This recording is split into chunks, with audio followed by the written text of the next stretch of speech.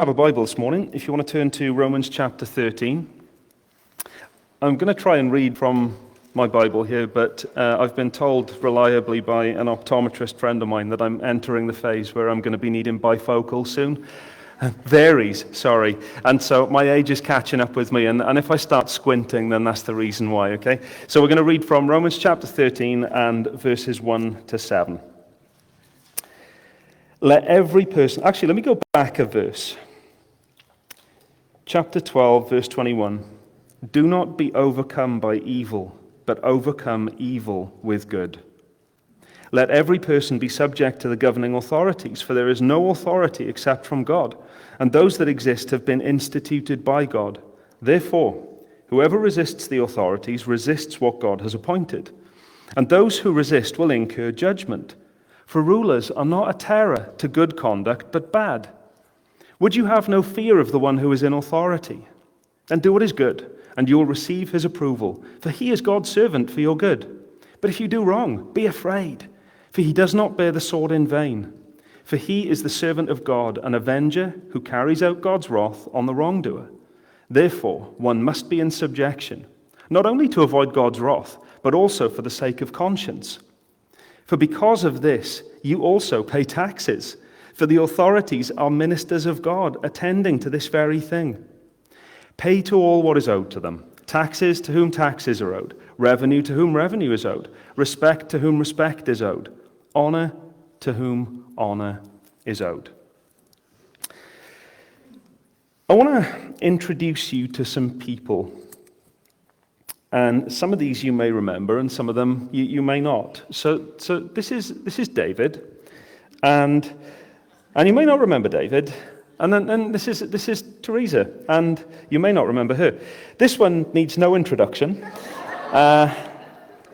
This one you may well have forgotten by this point, and this one you definitely can't. Now, I got to say here, right? You know I'm not getting political here, because I don't do politics from up here, okay? But I think it's fair to say that even the most Tory of Tories, the most dyed-in-the-wool blue, would say at this point that these five have presided over 7 of the most chaotic years of government in peacetime for the UK. And so, you know, when we listen to Paul's words in Romans 13, like, these guys make it a challenge for us, don't they? You're thinking, submit to the authorities? My goodness, no.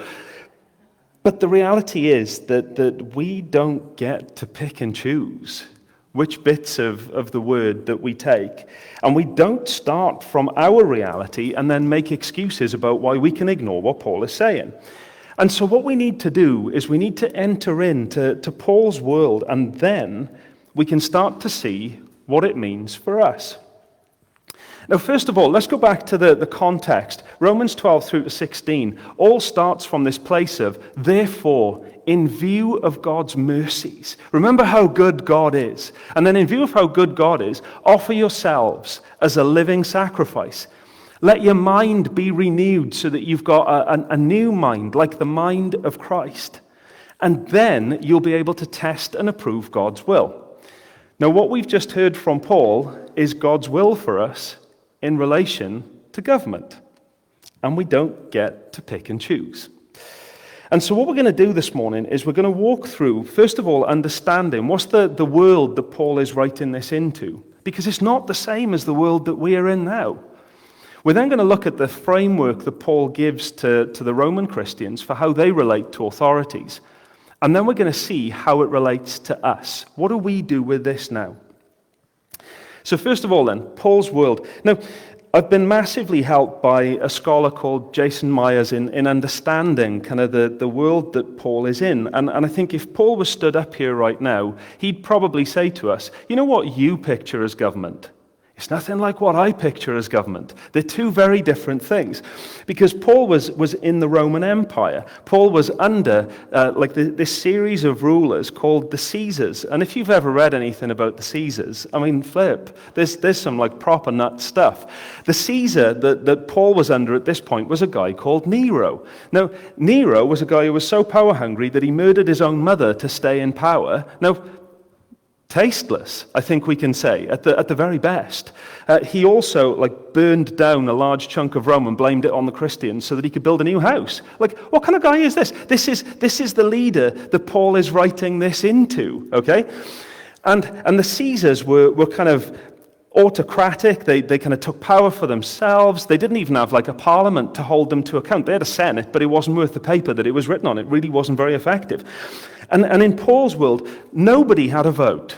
Okay? Now, think about what the political parties do now. You know, you get your focus groups, don't you? And they pull in large chunks of their kind of core vote.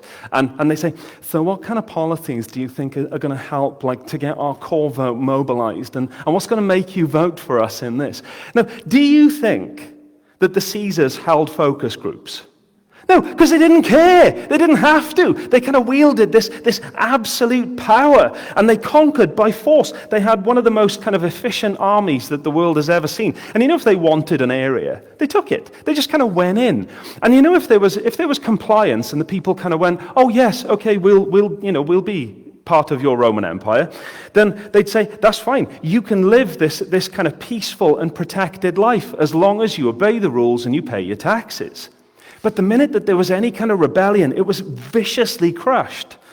And so this is the world that Paul is writing into, and it's over this. So this is kind of the empire that Caesar declared himself, or the Caesars declared themselves as lord over. Now let's think about the gospel, because the gospel says something different. The gospel says that someone else is ruling. The gospel says that someone else is Lord.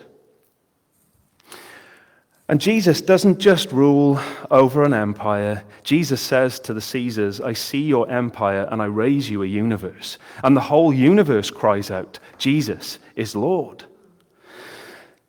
And so, and actually, let me not forget this, right? This is just gorgeous. So this guy, right, he was a Dutch prime minister who was also a theologian. This is the kind of politician I can get on board with, right? He says, there is not 1 square inch of human life where Christ, who is sovereign over all, does not say, mine. It's all his. Everything belongs to Jesus.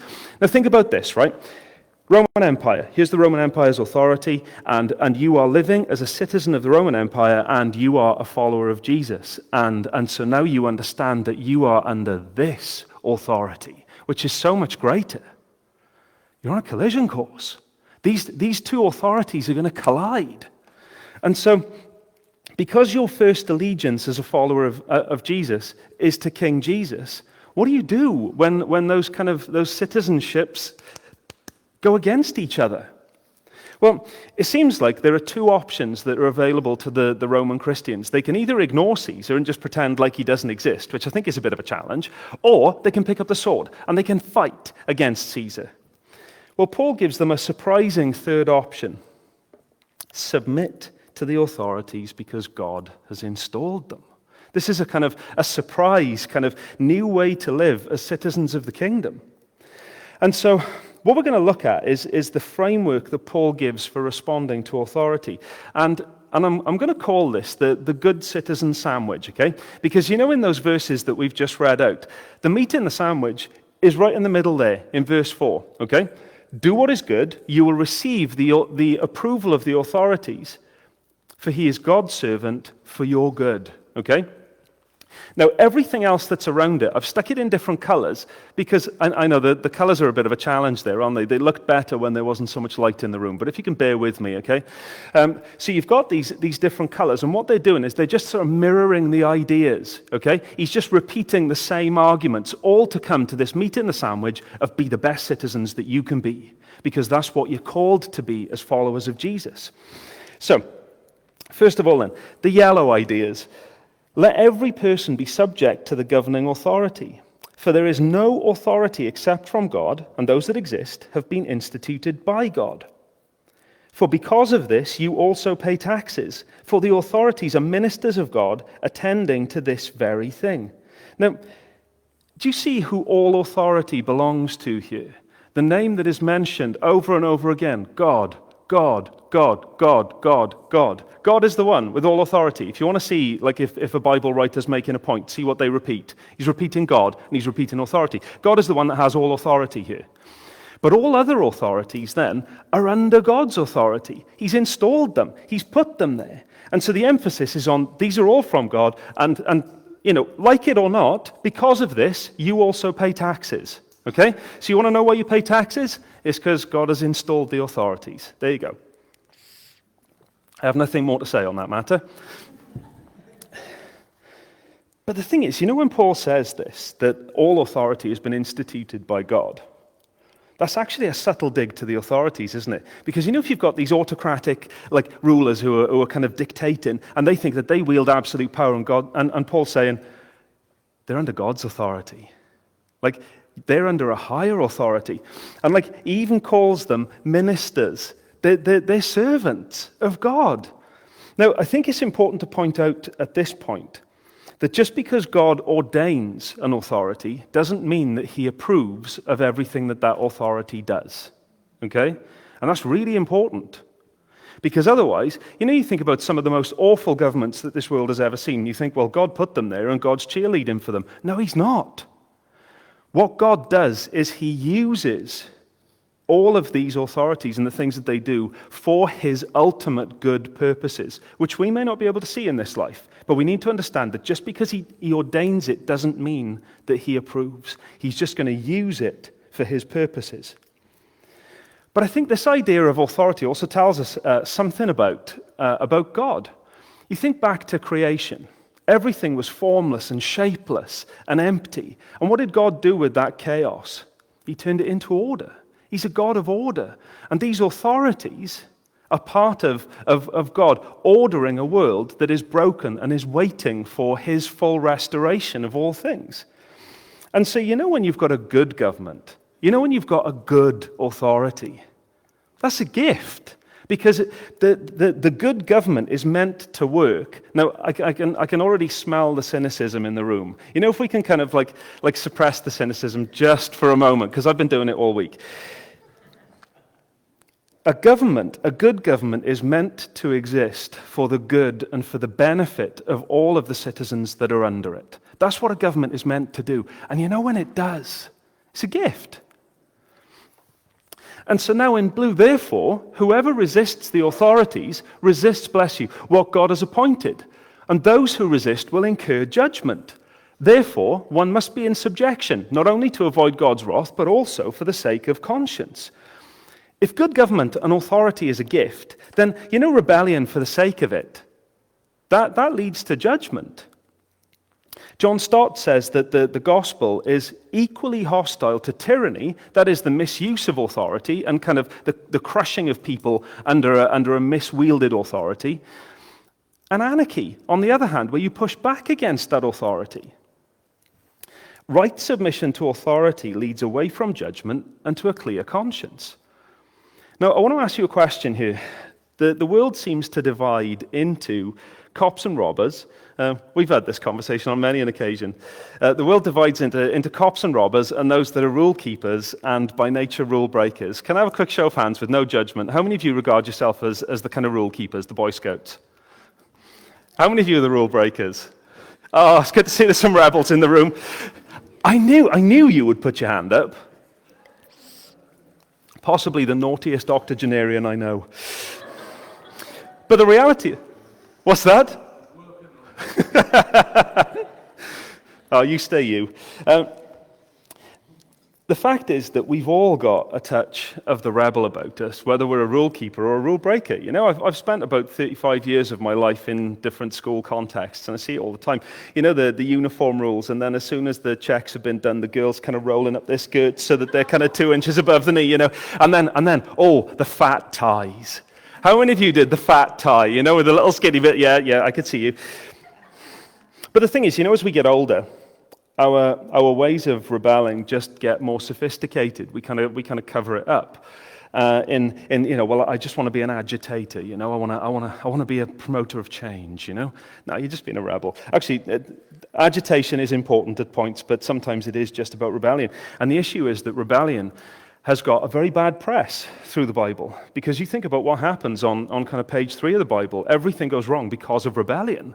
And it goes wrong because you've got a spiritual being who says, I want to be higher than God. And then that spiritual being tempts humans to do exactly the same thing, to be gods for themselves. And somewhere in the Old Testament, it says that rebellion is as a sin of witchcraft, like trying to take power that isn't yours. And so rebellion is bad news. And it's not for the people of God. It's not for the people of the kingdom. We're not meant to be rebels. And so, this is why he says, for rulers are not a terror to good conduct, but to bad. For he does not bear the sword in vain, for he is the servant of God, an avenger who carries out God's wrath on the wrongdoer. The thing is that we have nothing to fear from rulers if we're doing the right thing. And this kind of links into what Lisa said last week about the fact that we don't have to avenge ourselves when people do wrong, because we trust God to be the righteous judge. And one of the ways that he enacts that justice, that kind of judgment, is through good government that enacts good laws that protect the citizens, that do well for the majority of the people. And so that means that we don't have to. Would you have no fear of the one who's in authority? Then do what is good, and you'll receive his approval, for he is God's servant for your good. But if you do wrong, be afraid. This is the meat in the sandwich. If you do what's right and good, then the rulers will approve. After all, and I love this. This feels like Paul kind of giving a little wink here, where he says, after all, they're God's servant. There you go. Caesar, you're God's servant. Suck it up. The good state is meant to do good for all people, and that's why we pay taxes. And so what's our response to this then? Our response to this is that we pay to all what is owed to them, taxes to whom taxes are owed, revenue to whom revenue is owed, respect to whom respect is owed, honor to whom honor is owed. Be a model citizen. You can kind of hear the words of Jesus echoing through this, can't you? Give to Caesar what is Caesar's and to God what is God's. You rightly respond to each kind of layer of authority here. This is honorable. This is honorable to do all of these things. Kingdom citizens are meant to be the best kind of citizens in the world. There shouldn't be any better citizens than those that understand the authority and the rulership of God and what it is to live under his authority. We should be the best. Like, bottom line, we should be. But I think there's something else here that Paul wants to get at, and I think it's important. It's important that we don't miss it. And that is that we've got to remember the circumstances that Paul's writing into, because I think there's more to this than just be a good citizen. There's something really pastoral about what Paul is saying here. He's writing to a group of Christians who are in a minority. The Jewish Christians have already been persecuted, and there's a kind of smell of persecution in the air. And for Paul, he loves this church. He loves the kind of fledgling Christian churches all over the place. And what he wants them to do is he wants them to survive and to thrive and to multiply. And so his words to them here are so pastoral. They're so caring. Keep your heads down. Keep your heads below the parapet. Don't attract the wrong kind of attention. Don't pick the wrong fights. Because if you do, if you make the slightest infraction, you'll get wiped out. And then what happens to this fledgling church? It doesn't grow. And so be the best citizens that you can be, because we want this church to flourish. And the thing is that government is meant to be good, but as in Paul's day, and I think this is where we could kind of go off on Paul and say, oh, well, Paul, you're telling us to submit to these authorities, blah, blah, blah. You don't understand what our government is like. No, I think we do understand what Paul's government is like now. He's talking about something that is far worse than we have ever seen in this country. And so, is Paul telling us here that we should obey the state in everything? Well, this is where we need to understand what Paul's trying to tell us about how authority works. All authority belongs to God. And God's authority. When we submit to God's authority, does he wield that over us in cruelty and harshness? No. No, he doesn't. It's a loving authority that when we respond, and we didn't even get, it's not even like we have to kind of obey our way into relationship with him, obey our way into submitting to this authority. He invites us in by his grace, by his kindness. We give allegiance to Jesus and we're invited into his kingdom by his grace. And so then we get to respond to his loving authority, and his authority builds us up. It's for our flourishing. God's authority is a good authority, and we need to understand that. And one day, I love singing that first song, when he shall come with trumpet sound, O may I then in him be found, dressed in his righteousness alone, faultless, stand before the throne. One day there will be one authority. There will be no other authority. There will be no delegated authority. It's all his, and it's all one direct line to him. But in the meantime, God has instituted human authorities, and by their very nature, they're broken authorities. And these authorities are meant to wield their authority in a way that reflects the goodness of God, in the way that they tell their slaves and their citizens and their workers to live. The problem is that quite often that link gets broken, and the human authorities begin to act in a way that isn't like God, that doesn't reflect what he's like. And then they start to call on the citizens to do things that violate the authority of God. And where that's the case, where we as Christians, where we as followers of Jesus are called on to do things that directly violate the commands of God, we can't do them. We can't do them because we're under a higher authority. As I heard one preacher say this week, be a good citizen until being a good citizen makes you a bad Christian. And that pretty much sums it up, doesn't it? Where these two allegiances are going against each other, there's only one that can win. And if we zoom out, because I know what some of you are going to say, and I think it would be a right question. Well, Paul isn't saying that here in Romans. But that's where, if we zoom out to the whole Bible picture, we see repeatedly the same things happening. That where a human authority tries to call people to do things that violate the commands of God, that the people who are living in allegiance to God say, I must obey God. I must obey God. And there are so many biblical examples here. One of my favorites is the Egyptian midwives. This is quite topical, isn't it? So the Egyptian midwives, they were told to kill the Hebrew babies, the boys, when they were born, and they kind of they said, but the thing is that the Hebrew women, they're so strong, they give birth like you're shelling peas, and the babies are just kind of popped out before we get there, so we don't get a chance to kill them, because they recognized that this command was wicked, that it was evil, and they would not submit to it. And the result of that was that Moses got born, and Moses did all the things that Moses did, which was really cool. Then you've got Nebuchadnezzar, and there's so many examples in Daniel, but there's this moment where Nebuchadnezzar builds a statue of himself. Like, how arrogant is this? Build a statue of himself and say, right, everyone must worship my statue. And Daniel's three friends, Hananiah, Mishael, Azariah, they say, we won't bow down. We won't obey. They get thrown into a furnace, and there are three of them that are thrown in, and then there are four people in the furnace. There's one who looks like a son of man. Was it Jesus? I don't know. He does. Awesome story. True. Daniel himself, there's a command, law of the land, you must worship only the king. Daniel can't do that. Daniel worships his God because he must worship his God. He gets thrown into the lion's den. Then I love this in the New Testament. Peter and John, Peter and the apostles, they're pulled up by the ruling authorities for preaching about Jesus, and they are told, stop it, stop preaching about Jesus. And their response is this: we must obey God rather than human beings. And then, so many examples through Christian history. You got William Tyndale there, the law of the land said, don't print Bibles. He printed Bibles. He got executed for it. In the middle is, that's not Patrick Hamilton, obviously. Those are the commemoration stones in St. Andrews. He was commanded by the law of the land not to preach about the grace of God. He preached about the grace of God, and he was burned at the stake for it. You got William Wilberforce. He wasn't executed for what he did, but he pushed back against the laws of the land that said that slavery was okay, and he says, no, this is not okay. And he fought for the rights of image bearers of God.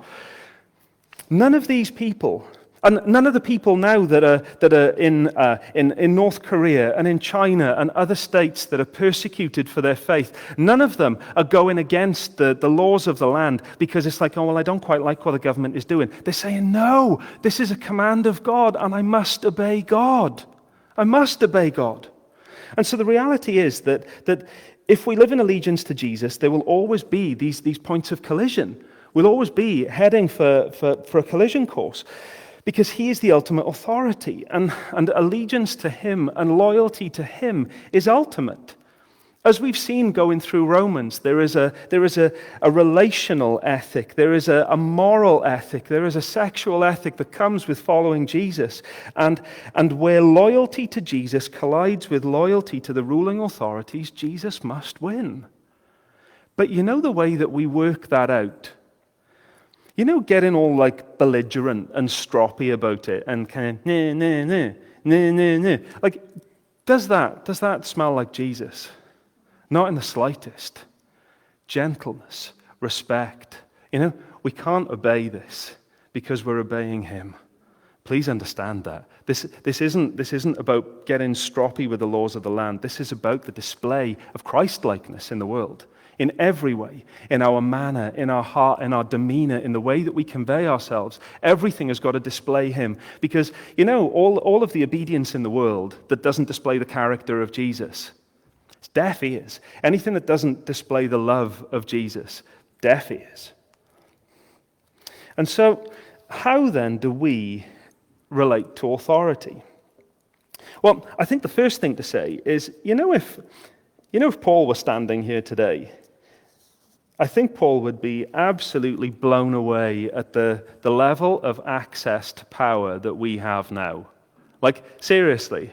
You know, the level of democracy and the number of votes that we have and all of this kind of stuff. And I appreciate that, like, for some people, voting is a little bit like you walk into the booth and you've got to hold your nose because there's nobody that you want to vote for. And you're thinking about, like, well, these guys, like, yes.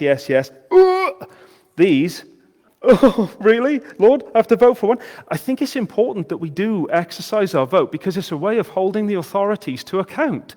It's a way of holding bad authorities to account, so we should vote. You're never going to find a political party that is going to line up exactly with kingdom values. You're just not.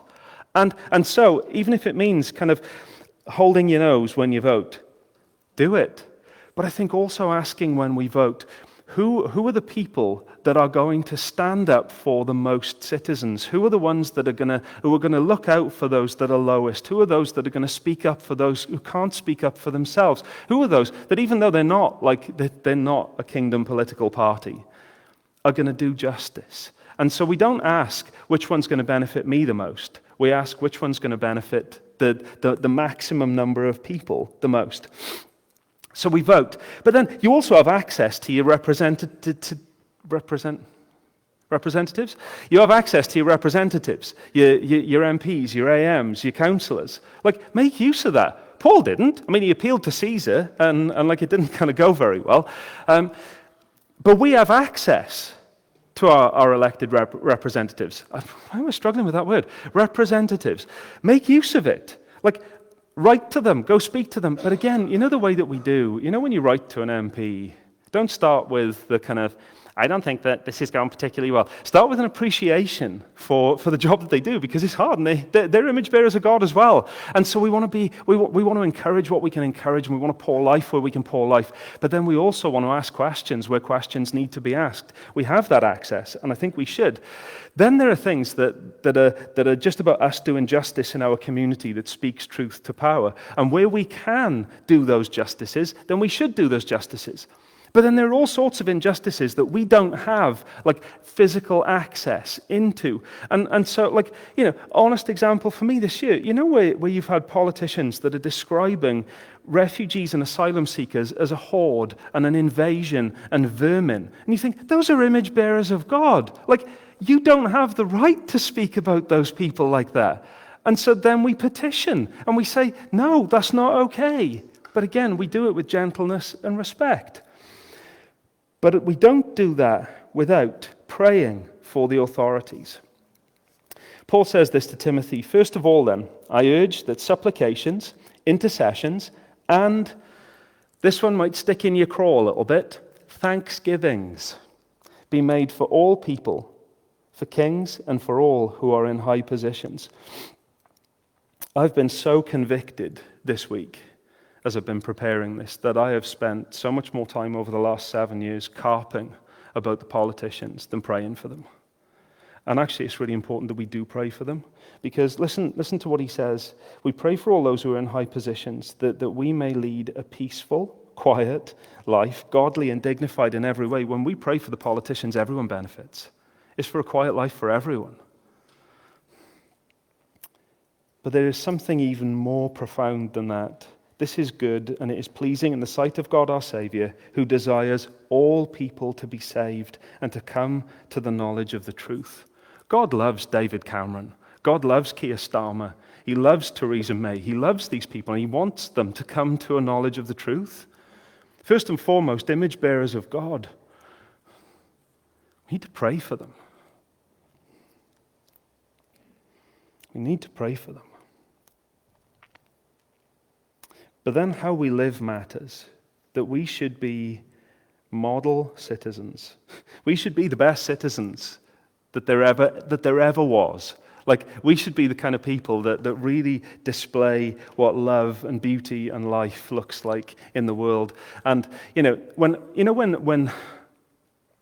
when we are living at our best, it benefits everyone, benefits the community. It's what it says in Jeremiah, "But seek the welfare of the city where I have sent you into exile, and pray to the Lord on its behalf, for in its welfare you find your welfare."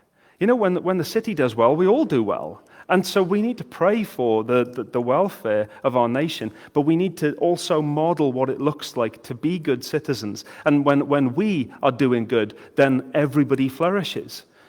And we should be the model citizens unless or until the ruling authorities say that we should be doing something that directly violates a command of God. And so when we say we must obey God, again, I can't emphasize this strongly enough. We do it in the heart and the love of Jesus. I think when we think about this, there could be a temptation to try and sort of co-opt empire power. Now, what do I mean by this, right?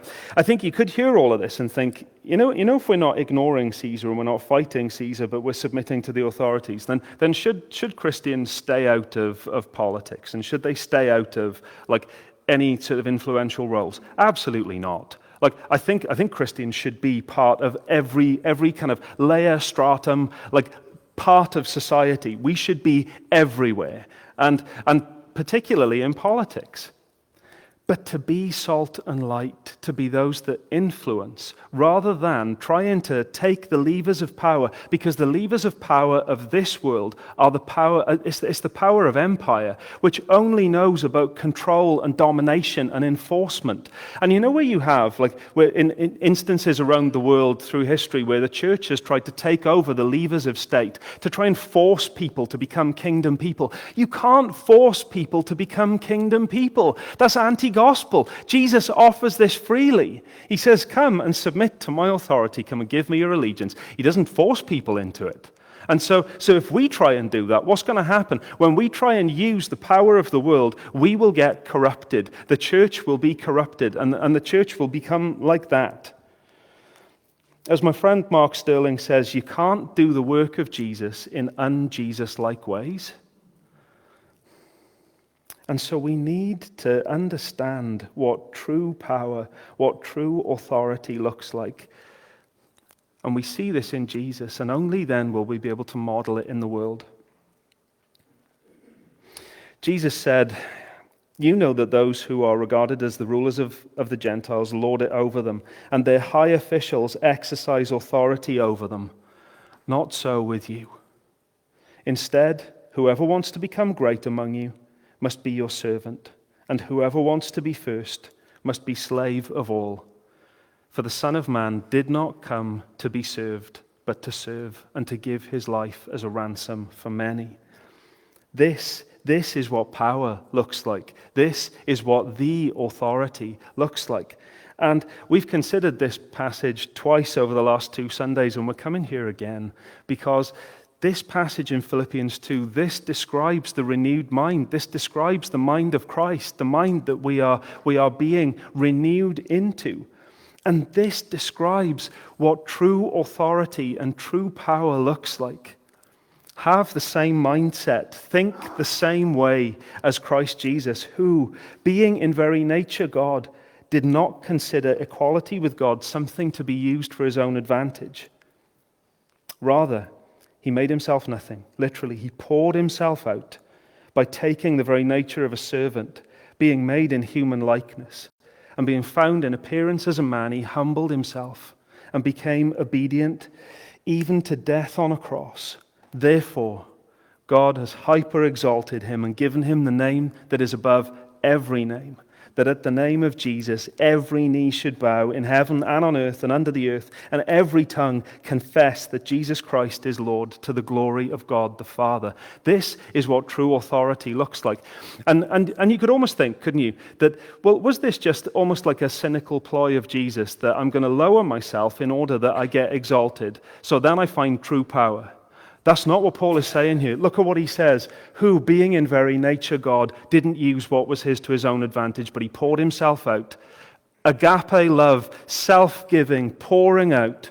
That's what true power looks like. That's what true authority looks like. Jesus didn't pour himself out en route to the cross. Jesus poured himself out because that is what God is like. God is the one who pours himself out in all of his goodness. He shares all of his goodness with us. He shares all of his love with us. He doesn't need anything from us, but he gives us everything in himself. That is what true authority, true power looks like. True power gives itself away as love. And for us to be able to give ourselves away, the power that we have, and all of us have some power in some parts of our lives, in order to give ourselves away as love, we first have to experience that love. To love like this, we must first be loved. And so we're going to come to the table now.